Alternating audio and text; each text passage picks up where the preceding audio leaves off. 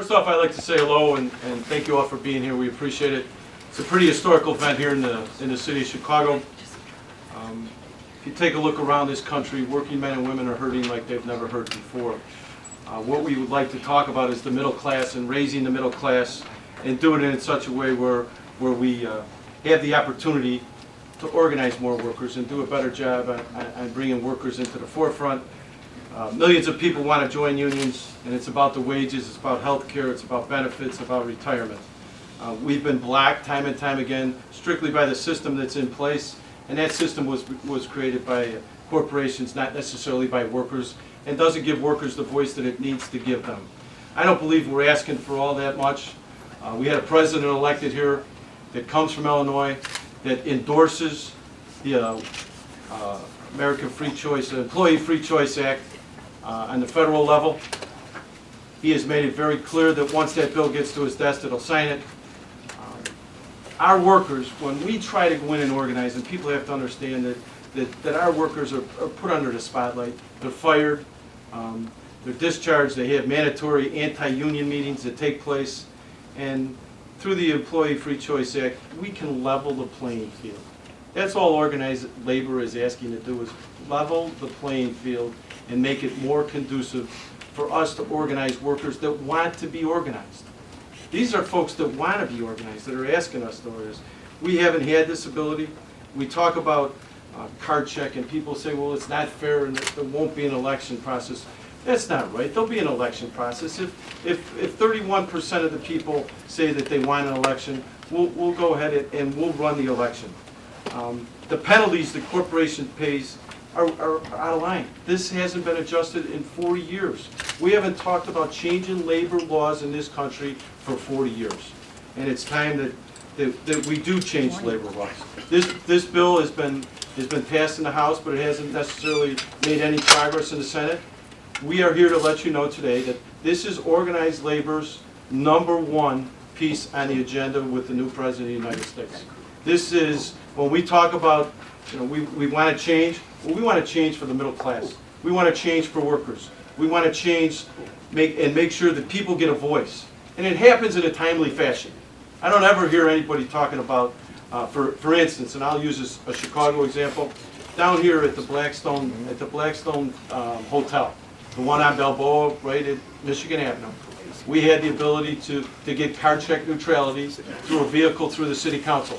And that was great. We had that ability to do it. But we've been waiting for a contract over 2 years. What this bill will do will make it quicker, where you can take somebody that's unorganized, organize them, and take them to their first contract in a timely fashion, where there'll be penalties if something doesn't happen. If both sides can't agree to it, you go to arbitration the same way we go to arbitration when we have contract disputes in the private sector today. So I don't believe labor is asking for a whole heck of a lot here. What we're asking Congress and our senators to do is do the right thing on the people that are sending a mandate to DC for a change. And this change, I believe, is a change for workers. It's a change that we have a voice. It's a change that we make a difference for the middle class throughout this country. And today's the day where it's going to start here in Illinois. We want to hold our congressmen and our senators accountable for their votes that are going to take place in DC very shortly around here. I can't tell you when we'll have a vote on the Employee Free Choice Act, but I can tell you that we need it now. So with that, I would really like Mike Carrigan, who is our partner here at the CFL, to come up and say a few words from the Illinois AFL-CIO. Michael? Thank you, Dennis, and it's a pleasure to be here this morning, this afternoon. I want to recognize Tim Dre, my partner, who's Secretary-Treasurer of the Illinois AFL-CIO. Illinois is a privileged state. We're the third largest state fed in the nation. Actually, this press conference is the 5th press conference that's taking place today in Illinois. This is the day when labor leaders are stepping up to podiums and microphones to talk about the Employee Free Choice Act. Earlier today in Bloomington Normal, a press conference took place. In Decatur, Illinois, the Decatur Trades and Labor Assembly held a similar press conference. And then over in Ottawa, the Illinois Valley Federation of Labor, and then in Champaign, there's a press conference going on. And so this is the 5th, and it's a pleasure to be here with Dennis Gannon and Jorge Ramirez with the Chicago Federation of Labor. And of course, the day it doesn't end now. At 5:30 this evening, we're going to pack up to 3,000 members of labor into the West Loop to participate in a rally to demonstrate and put focus on the Employee Free Choice Act. And I can only agree with everything that Dennis said. When companies employ union animus, when they engage in retribution, this is simply unfair, and it's about leveling the playing field. Survey after survey of American workers indicate that the preponderance of them would like to join a union, and so we need this act, and we need the change that comes with this act.